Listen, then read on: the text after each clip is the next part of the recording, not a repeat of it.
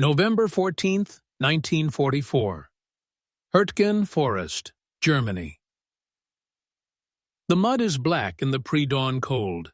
Staff Sergeant Danny Morrison kneels beside his Sherman tank, both hands plunging into the freezing slurry that pools between the trees. His fingers are numb. He doesn't care. He smears the thick paste across the white star on the turret, obscuring the five-pointed target that's gotten too many crews killed. His loader, Private Eddie Kozak, watches from the hatch, cigarette glowing orange in the darkness. "You've lost your mind," Kozak mutters. Morrison doesn't answer. He just keeps working, slathering mud across every clean surface, every reflective edge, every piece of metal that catches light. The forest around them is silent, except for distant artillery.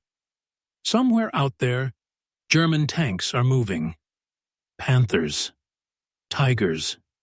Machines that can kill a Sherman from 1,000 yards while remaining invisible in the trees. Morrison finishes the turret and moves to the hull. His hands are shaking. Not from cold, from the math. Yesterday, his platoon had 5 tanks. Now they have 3. The mud isn't doctrine, it isn't in any manual, but it's all he has. By November 1944, the Sherman tank had earned a reputation that terrified the men who crewed it. American tankers called it the Ronson, after the cigarette lighter that advertised itself as lighting every time. One hit from a German 88mm gun could turn the Sherman's interior into an inferno in seconds. The statistics were brutal. In Normandy, American tank battalions suffered casualty rates exceeding 50%. Entire crews burned alive before they could escape. The Sherman weighed 33 tons. The German Panther weighed 45. The Tiger, 62.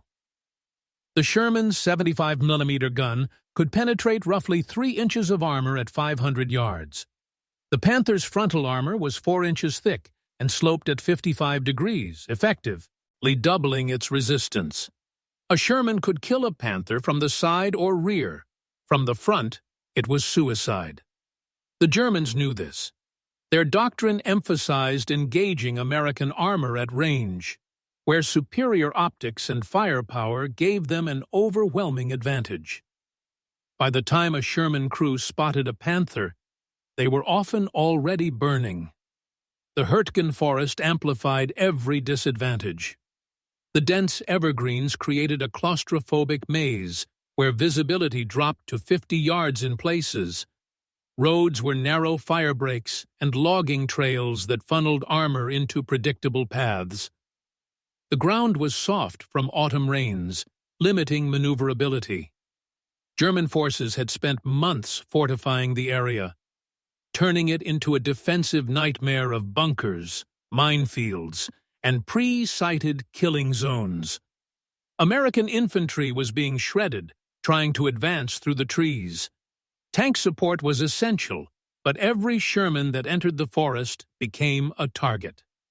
The Germans would wait until the tanks were committed, then hit them from concealed positions.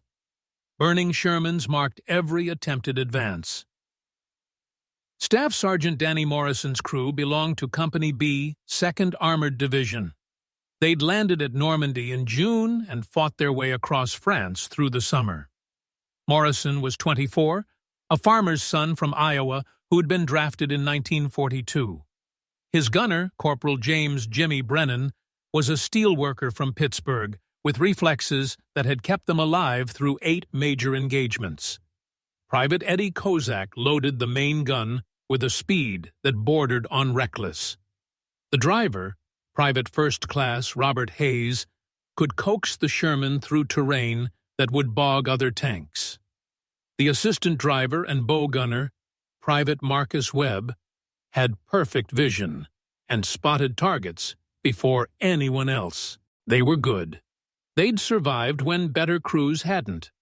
But survival in the Hürtgen required more than skill. Morrison had watched 2 tanks from his platoon burn the previous day. Both were hit within minutes of entering a clearing near the town of WWII. The German guns had been invisible, positioned in the tree line with perfect fields of fire. The first Sherman took a round through the turret that killed the commander instantly. The crew bailed out under machine gun fire. 3 made it. 2 didn't. The second tank exploded when a round penetrated the ammunition storage. No one got out. Morrison's tank had been third in line. He'd reversed into cover before the Germans could acquire him, but the image was burned into his mind. The way the metal peeled open, the black smoke, the screaming that stopped too quickly. That night, he couldn't sleep. He kept thinking about visibility, about why the Germans saw them first, every time. The answer was obvious once Morrison stopped looking for complex solutions.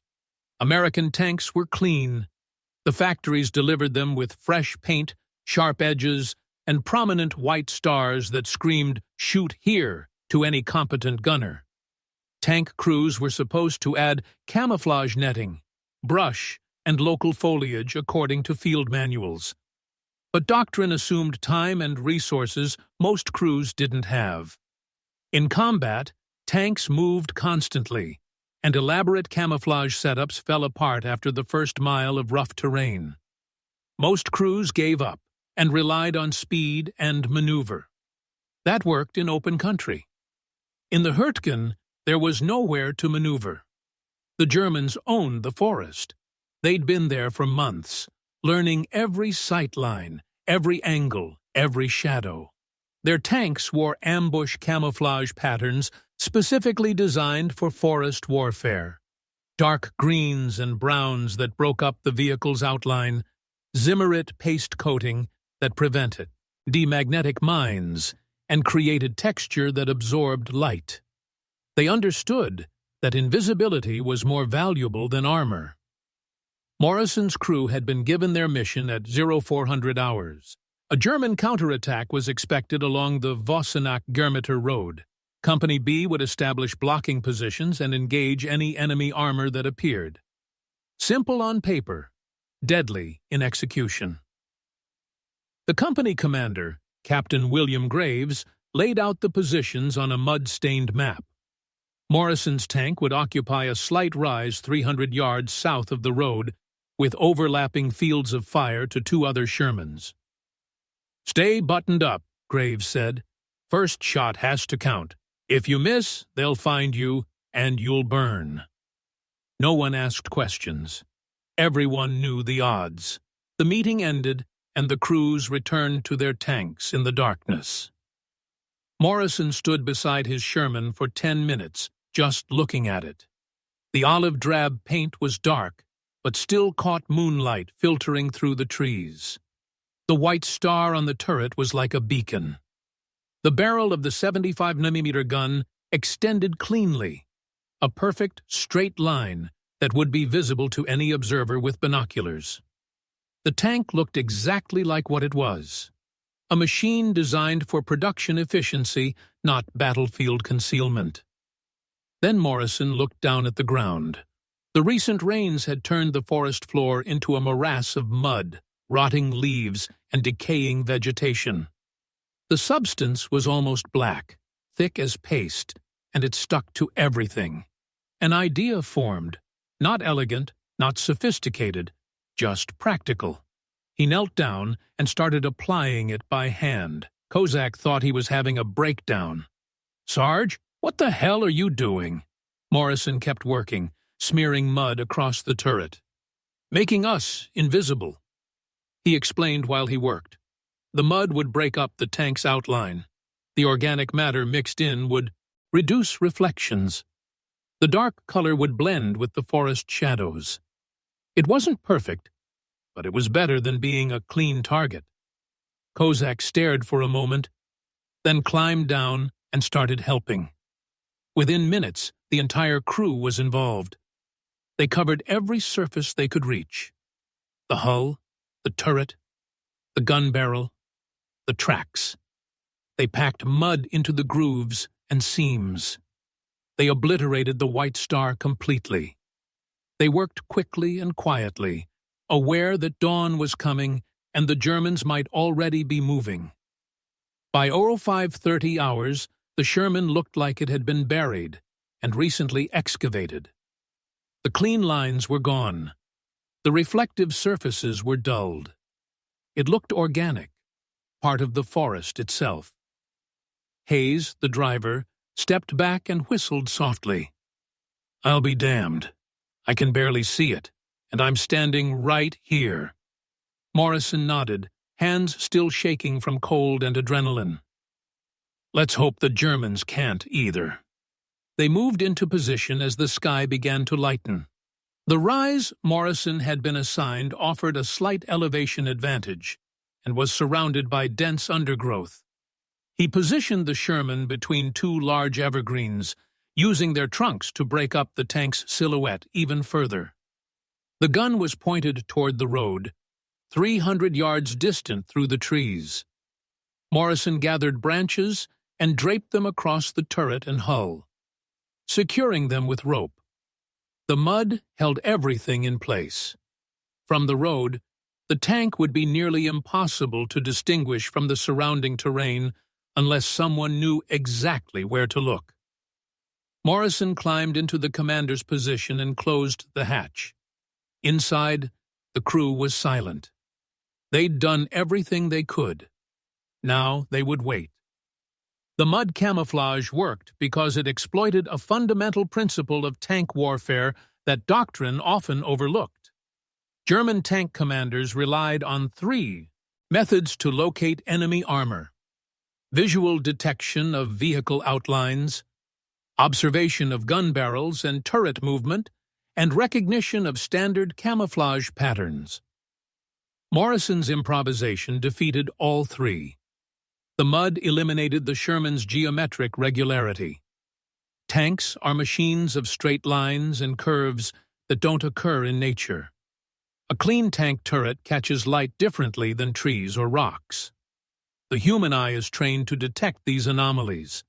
By coating every surface with organic forest material, Morrison transformed the Sherman from a manufactured object into something that mimicked natural terrain.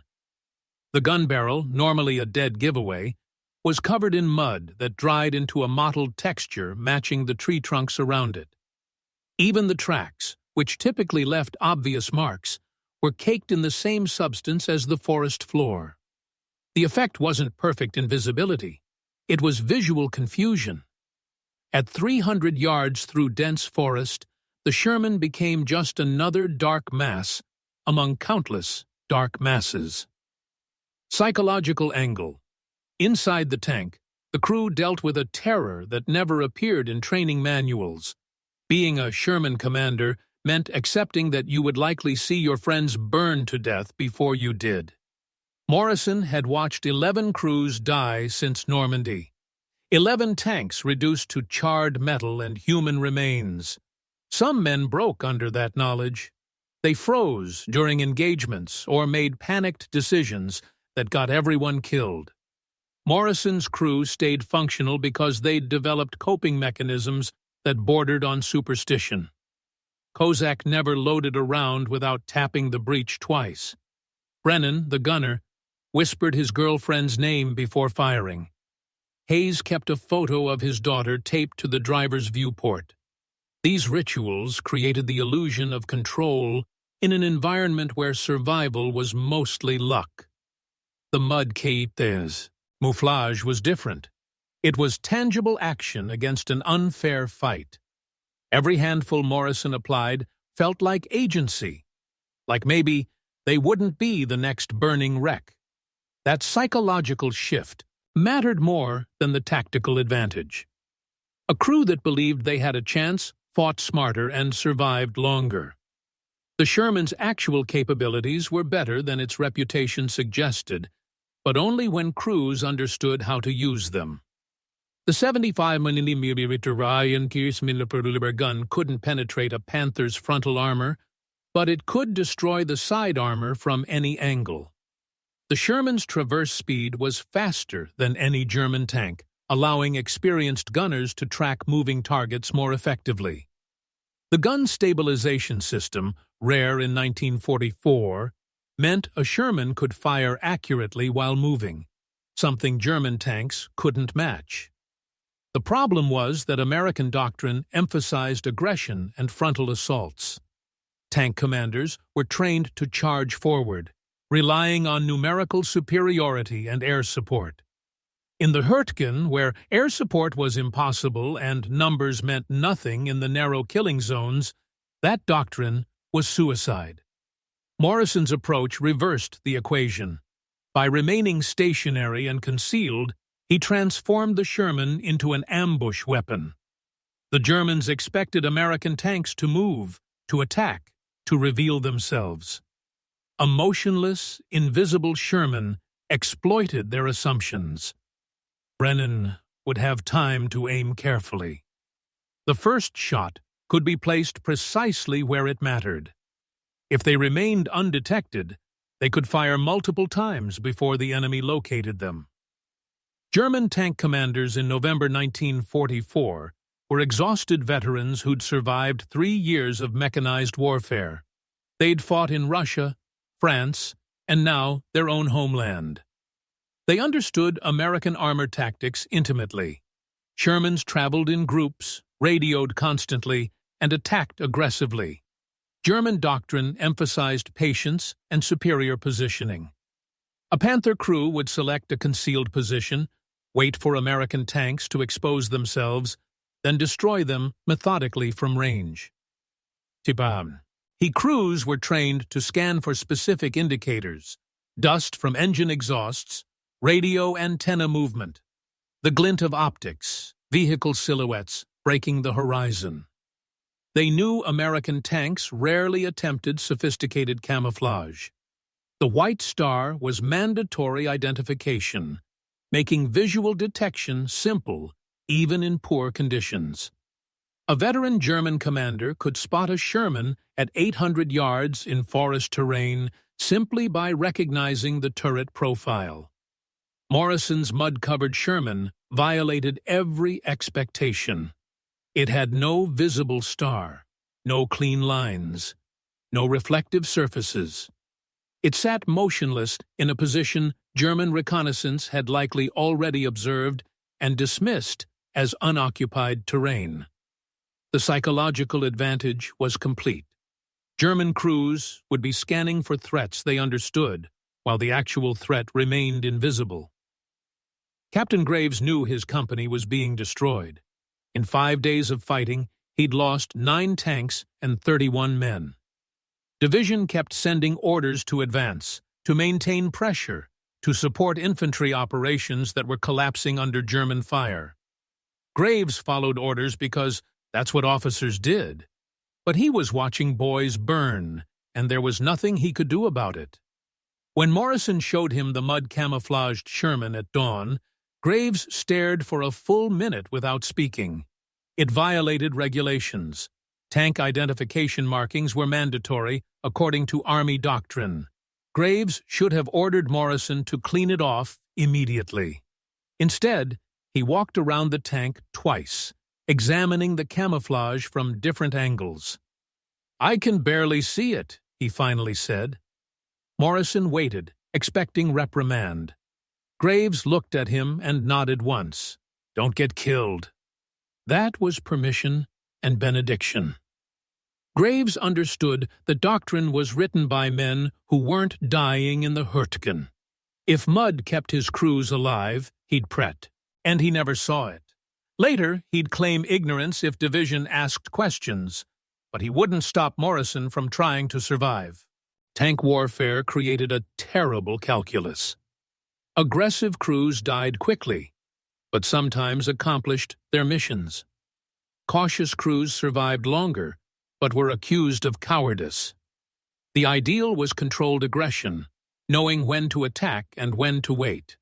Morrison's crew had survived 8 months because they understood this balance instinctively. They'd learned that the first tank to fire often survived, but only if the shot killed. Missing meant revealing your position and dying seconds later. They'd learned that movement attracted attention, but remaining stationary too long made you an artillery target. They'd learned that radio silence could save your life, but losing communication could get you surrounded. The mud camouflage was the culmination of those lessons. It bought them the most valuable commodity in combat: time. Time to identify targets before being identified.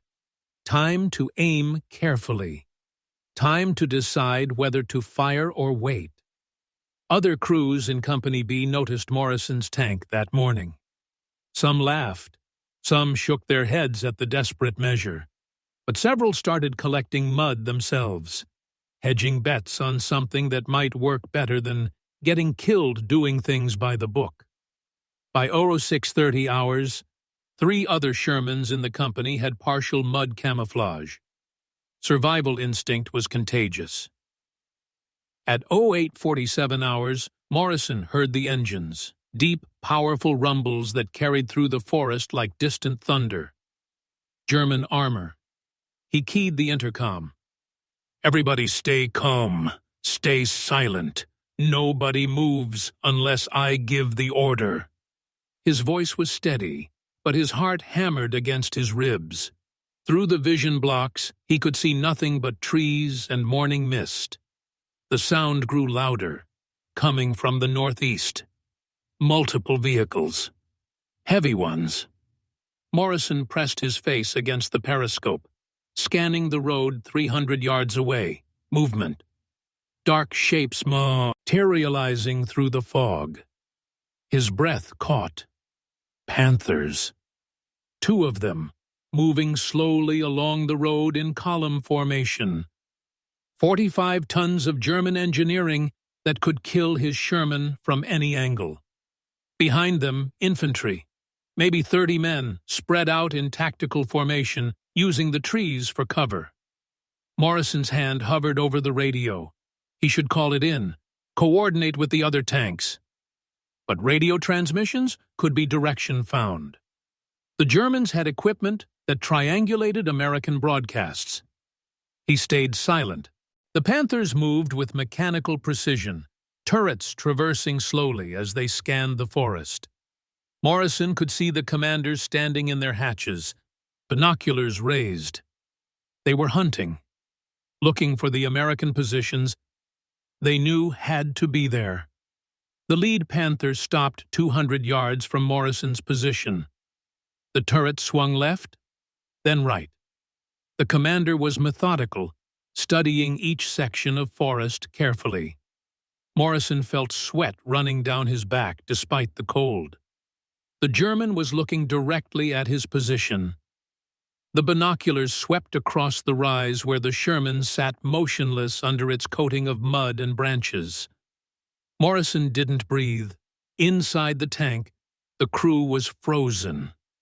Brennan's hand rested on the gun controls, but he didn't move. The Panther's turret continued its traverse and moved on. The commander hadn't seen them. The tank lurched forward again, continuing down the road. Morrison exhaled slowly. "Stand by," he whispered into the intercom. "Wait for my command." The second Panther followed 20 yards behind the first. The infantry moved alongside, rifles ready. They were confident, unhurried.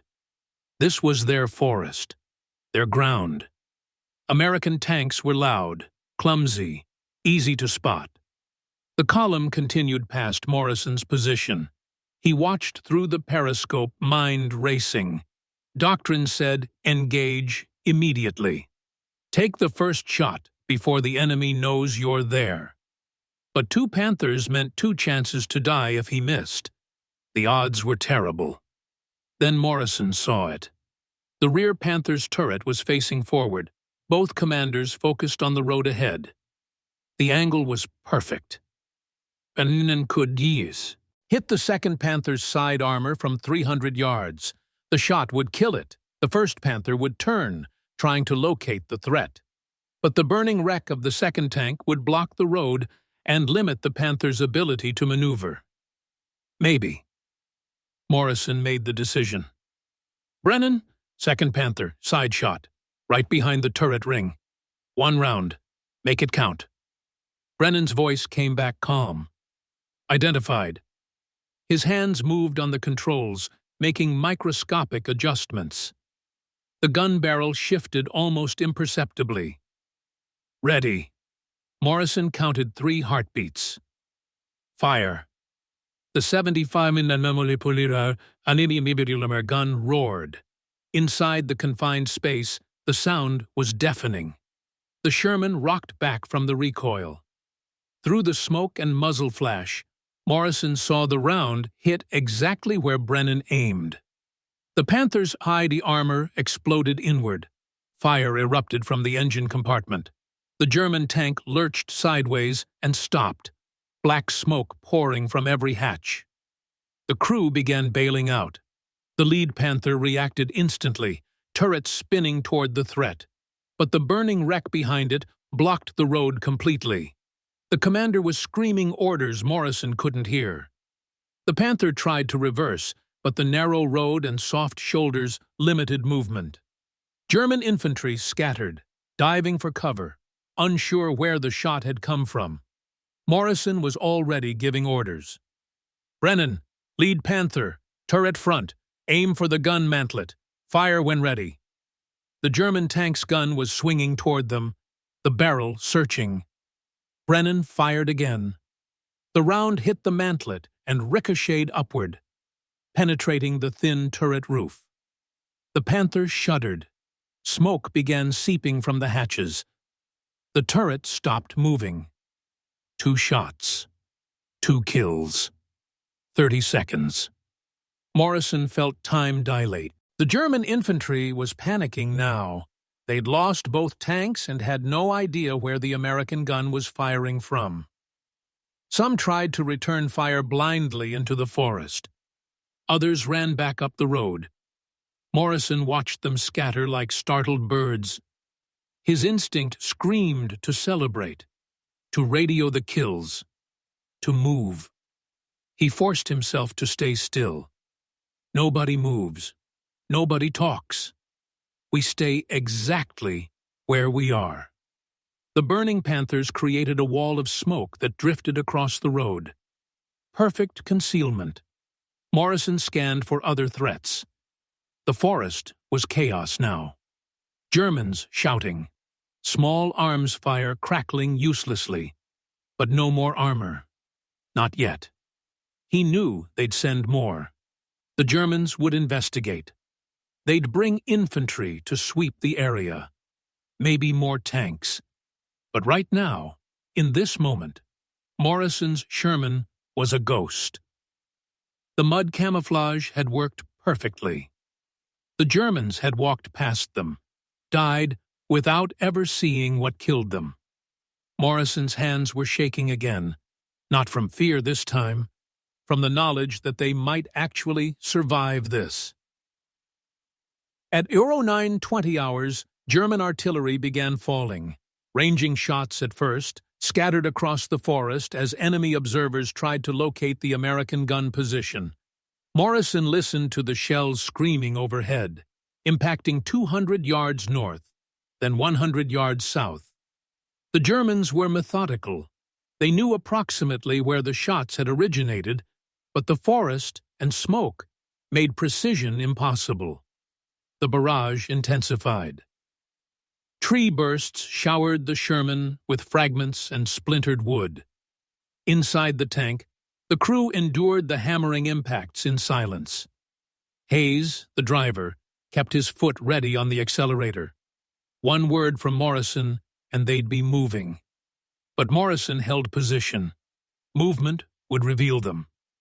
The artillery continued for 15 minutes, then stopped. The silence that followed was worse. Morrison knew what came next. German infantry would advance carefully, searching for the disabled American tank they assumed was hit. Through the periscope, he saw them. 20 men, maybe more, moving through the trees in a skirmish line. They carried Panzerfausts, the handheld anti-tank rockets that could cripple a Sherman at close range. Morrison's hand moved to the intercom switch. Webb, bowgun. Infantry, 100 yards, moving toward us. Short controlled bursts when I give the order. Brennan, he round loaded? Brennan responded immediately. He up. High explosive, perfect for infantry in the open. The Germans came closer, 70 yards, 50. They were cautious but visible now, spread across the forest floor. Morrison waited until they were 40 yards out, close enough that the muzzle flash wouldn't matter, because they'd be dead before they could react. Webb, fire! Brennan, he into the center group. Fire! The bow machine gun opened up first, a sustained burst that cut down 3 Germans instantly. Brennan's HEE round detonated in the middle of the skirmish line. The explosion tore through men who'd been standing too close together. Screaming erupted. The survivors went to ground, returning fire with rifles that couldn't penetrate Sherman armor. Morrison traversed the turret slightly. Brennan, second group, left side, fire! Another HE round, another explosion. The German advance collapsed.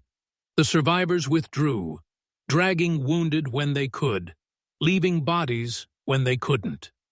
Morrison counted 11 dead, maybe more hidden in the undergrowth.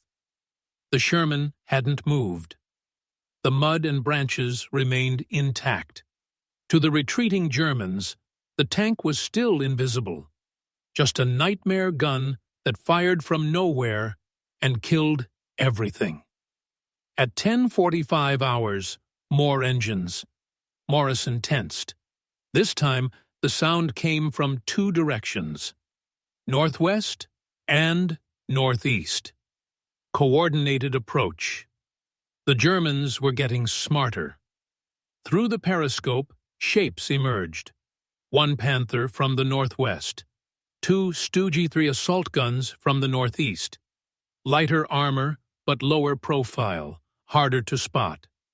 The Germans were probing carefully now, trying to draw fire and locate the American position. Morrison made quick calculations. 3 targets, 3 different angles. If he engaged, he'd reveal his position to all of them. But if he didn't engage, they'd eventually spot him or call in more artillery. The choice was terrible. He decided to wait. Everyone hold fire, let them show themselves. The German vehicles moved slowly, turrets scanning. The Panther advanced down the road, using the burned-out wrecks from earlier as cover. Smart. The StuGs moved through the forest to the north, hull down behind terrain features. They were trying to flank whatever had killed the first Panthers. Morrison watched them, patient, waiting for a mistake. The Panther made it first. At 11:12 hours, it moved past the burning wrecks and exposed its side armor for 5 seconds, while repositioning. Morrison whispered the command. Brennan, Panther, side shot, engine deck, fire. The 75mm cracked again. The round punched through the Panther's side armor and detonated the fuel tanks. The explosion was spectacular, lifting the turret completely off the chassis. 3 for 3. The StuGs reacted instantly, both guns swinging toward Morrison's position. They'd seen the muzzle flash. Morrison felt ice in his stomach. Hayes, reverse, now! The Sherman lurched backward, crashing through branches. The first StuG fired. The round passed through the space where the Sherman had been 2 seconds earlier and exploded against a tree. Morrison was already giving orders. Brennan, left StuG, frontal shot, driver's viewport, fire! Brennan didn't hesitate. The round hit low, penetrating the thin lower glacia's plate. The StuG stopped moving. The second StuG fired again, hitting the Sherman's front slope at an angle. The armor held, but the impact rang through the crew compartment like a cathedral bell. Hayes kept reversing. Morrison repositioned 20 yards back into deeper cover. Brennan, last StuG. You see it? Brennan's voice was tight. Negative. Lost visual. The German assault gun had gone hits. All down. Only the gun visible. Professional crew. They weren't panicking. For 3 minutes, neither side fired. The forest was silent except for the crackling flames from burning vehicles. Morrison scanned desperately. The StuG was out there, waiting for him to reveal himself. Then Webb spoke quietly. Commander, 10 o'clock. I see the gun barrel. 60 yards. Morrison shifted his view. There, just the barrel and a sliver of the gun mantlet, barely visible behind a fallen log. It was a nearly impossible shot. Brennan would have to hit a target 8 inches wide at 60 yards. Miss, and they'd take a round at point-blank range that would penetrate for sure. Brennan, you got it? Silence. Then Brennan's voice, calm as death. I got it. Morrison didn't hesitate. Fire. The 75mm roared one more time. The round hit the StuG's gun mantlet dead center.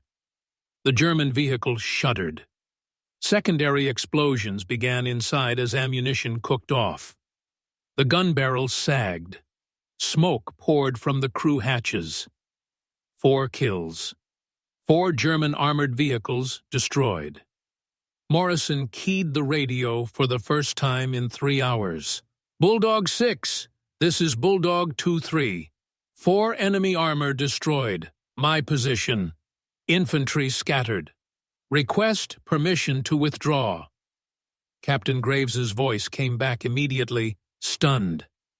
2-3. Say again your count. Morrison repeated it. 4 tanks. 6 hours of engagement. 0 friendly losses. The radio was silent for a moment. Then Graves spoke quietly. Get out of there, Morrison, before they bring the whole damn army down on you. Morrison's Sherman withdrew at 12:47 hours, nearly 6 hours after the first engagement. The crew reversed carefully through the forest, maintaining visual contact with the burning wrecks until they were 300 yards clear.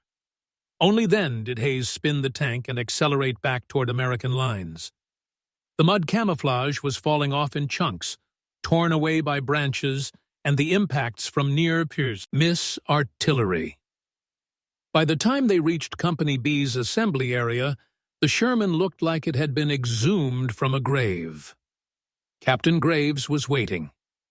He stood motionless as Morrison's tank rolled to a stop, staring at the mud-caked vehicle and the crew that climbed out exhausted and filthy. Morrison dismounted and saluted. Graves didn't return it. He walked around the Sherman slowly, examining the damage. 3 glancing hits on the frontal armor, dozens of shrapnel gouges, but no penetrations, no fire, no casualties. Graves stopped in front of Morrison. 4 confirmed kills? Morrison nodded. 2 Panthers, 2 StuGs, approximately 40 infantry casualties, 0 friendly losses. Graves looked at the mud still clinging to the Sherman's hull, then back at Morrison. You're either the luckiest son of a bitch I've ever met, or the smartest.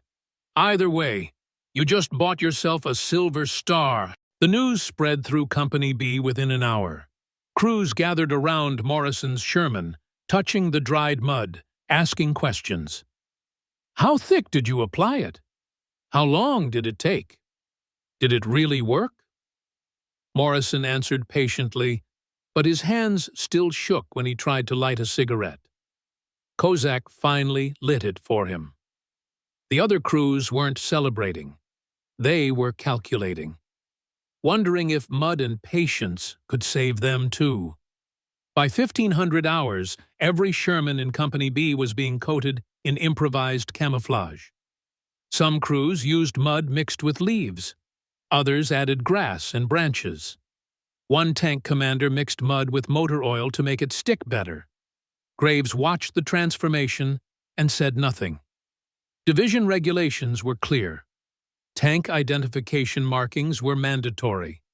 What Graves was witnessing was wholesale violation of Army doctrine. He walked back to his command post and lit a cigar. If division asked, he'd seen nothing. His job was keeping his men alive, not enforcing regulations that got them killed. The tactical intelligence was immediately valuable. Morrison's engagement proved that stationary, well-camouflaged Shermans could defeat superior German armor through ambush tactics. The after-action report reached 2nd Armored Division headquarters by 1800 hours. Staff officers analyzed the engagement with surprise, bordering on disbelief. 4 enemy vehicles destroyed by a single Sherman in defensive position represented a kill ratio that seemed impossible given the Sherman's reputation. The implications were significant. If Morrison's success could be replicated, American tank doctrine in the Hürtgen needed immediate revision. Aggressive frontal assaults were clearly suicide, but defensive ambush positions using improvised camouflage might shift the tactical balance. By evening, division intelligence officers were interviewing Morrison and his crew. They wanted every detail: the mud consistency, the application method, the exact positioning, how long the camouflage remained effective, whether movement was possible without losing concealment. Morrison answered mechanically, still processing what had happened. He'd started the day expecting to die. Now he was being treated like he'd discovered something revolutionary. The German response was confusion and anger. The loss of 4 armored vehicles in a single engagement without locating the American gun position represented a tactical failure that demanded investigation. German commanders reviewing the engagement couldn't understand how their crews had been ambushed. The Panthers had followed doctrine perfectly. They'd scanned carefully. Their commanders were experienced veterans. Yet they'd driven past an American tank without detecting it, then been destroyed from ambush range. The German after-action assessment concluded that American forces must have employed new camouflage techniques that defeated standard visual reconnaissance. Recommendations went up the chain of command: increased vigilance, slower advance speeds, more thorough area reconnaissance before movement. But resources were stretched. The German army in November 1944 was desperately defending on multiple fronts. Adapting tactics to counter one clever American crew was a luxury they couldn't afford. The battle continued, and more German vehicles died to Shermans they never saw coming. Within 72 hours, Morrison's mud camouflage technique had spread beyond Company B. Tank crews from other battalions heard the story and began experimenting with their own variations. Some units developed standardized procedures, requiring all tanks to apply natural camouflage before entering forest terrain. Others left it to individual crew discretion. The results were mixed but promising. Crews using camouflage reported higher survival rates and better first-shot kill ratios. Tanks remaining visible continued dying at the same horrific rates they always had. The math was simple enough that even skeptical commanders couldn't ignore it. By late November, roughly 30% of 2nd Armored Division's Shermans were operating with some form of improvised natural camouflage. The transformation happened organically, driven by survival instinct rather than official directive. Soldiers shared techniques the way they shared information about which rations were edible and which foxholes flooded in rain.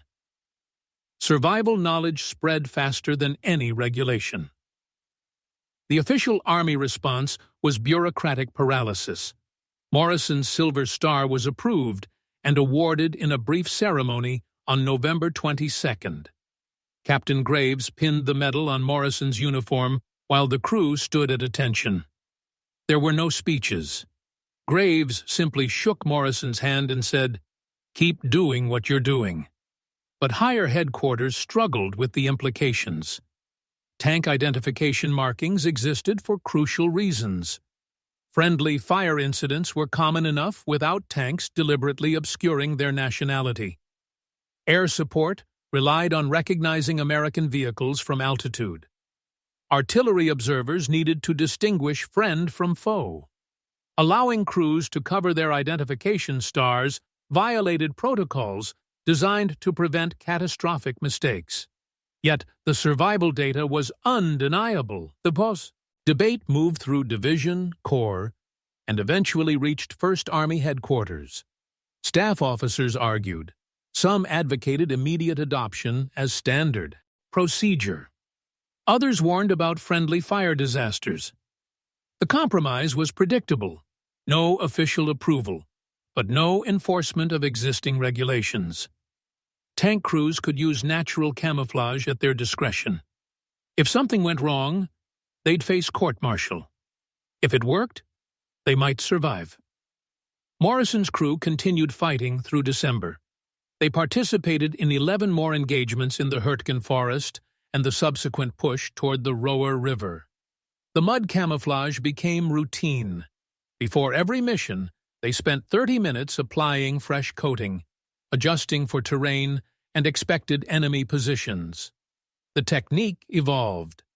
They learned that darker mud worked better than lighter clay, that adding pine needles created better texture than leaves alone, that the camouflage needed reapplication after heavy rain but lasted surprisingly well in dry conditions. They refined their tactics, arriving at positions early and remaining motionless, selecting fields of fire where background terrain matched their camouflage, never firing more than 4 shots before repositioning. The crew became hunters rather than brawlers. Between November 14th and December 23rd, Morrison's Sherman was credited with 9 confirmed enemy vehicle kills and numerous infantry casualties. The tank took 14 hits, none penetrating. On December 23rd, during the Battle of the Bulge, a German Tiger finally got them. The end came outside the Belgian town of Hürtgen. Morrison's tank was in ambush position, mud camouflaged as always, when a Tiger WWII broke through American lines during a desperate German counterattack. The Tiger wasn't hunting.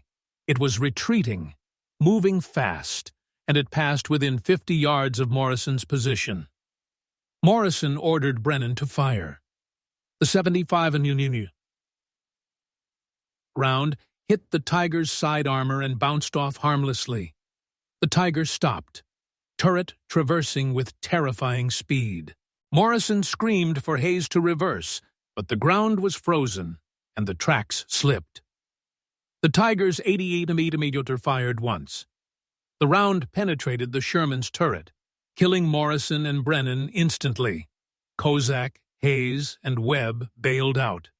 They survived. The Sherman burned for 6 hours. When recovery crews reached it the next day, the mud camouflage was still visible on the hull, baked hard by the fire. The wreck was pushed off the road and abandoned.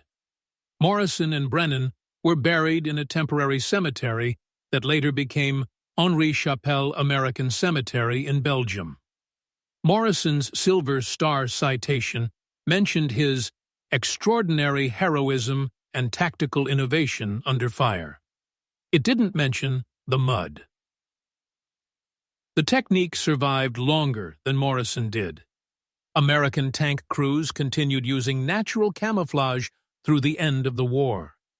It became informal doctrine, passed from veteran crews to replacements through demonstration rather than manual. Some crews swore by it. Others considered it superstition. But enough survived because of it that the practice persisted.